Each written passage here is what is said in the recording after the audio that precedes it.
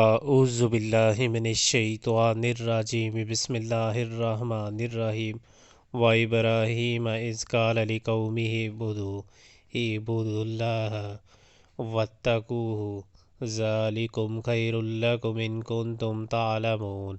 اور ابراہیم علیہ السلام کو بھیجا جب کہ اس نے اپنی قوم سے کہا اللہ کی بندگی کرو اور اس سے ڈرو، یہ تمہارے لیے بہتر ہے اگر تم جانو۔ انما تعبدون من دون اللہ اوثانا وتخلقون افکا ان الذین تعبدون من دون اللہ لا یملکون لکم رزقا فابتغوا عند اللہ الرزق واعبدوہ واشکروا لہ الیہ ترجعون۔ تم اللہ کو چھوڑ کر جنہیں پوج رہے ہو وہ تو محض بت ہے اور تم ایک جھوٹ گڑھ رہے ہو۔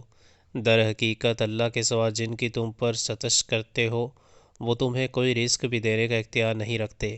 اللہ سے رزق مانگو اور اسی کی بندگی کرو اور اس کا شکر ادا کرو، اس کی طرف تم پلٹائے جانے والے ہو۔ وَإِن تُكَذِّبُوا فَقَدْ كَذَّبَ أُمَمٌ مِّن قَبْلِكُمْ وَمَا عَلَى الرَّسُولِ إِلَّا الْبَلَاغُ الْمُبِينُ۔ اور اگر تم جھٹلاتے ہو تو تم سے پہلے بہت سی قومیں جھٹلا چکی ہیں، اور رسول پر صاف صاف پیغام پہنچا دینے کے سوا کوئی ذمہ داری نہیں ہے۔ اَوَلَمْ يَرَوْا كَيْفَ يُبْدِئُ اللَّهُ الْخَلْقَ ثُمَّ يُعِيدُهُ إِنَّ ذَلِكَ عَلَى اللَّهِ يَسِيرٌ۔ کیا ان لوگوں نے کبھی دیکھا ہی نہیں ہے کہ اللہ کس طرح خلق کی ابتدا کرتا ہے پھر اس کا اعادہ کرتا ہے؟ یقیناً یہ اعادہ تو اللہ کے لیے آسان تر ہے۔ قُلْ سِیرُوا فِی الْأَرْضِ فَانظُرُوا کَیْفَ بَدَأَ الْخَلْقَ ثُمَّ اللَّهُ يُنشِئُ النَّشْأَةَ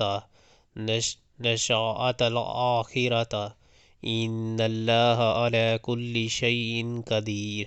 ان سے کہو کہ زمین میں چلو پھرو اور دیکھو کہ اس نے کس طرح خلق کی ابتدا کی ہے، پھر اللہ بار دیگر بھی زندگی بخشے گا، یقیناً اللہ ہر چیز پر قادر ہے۔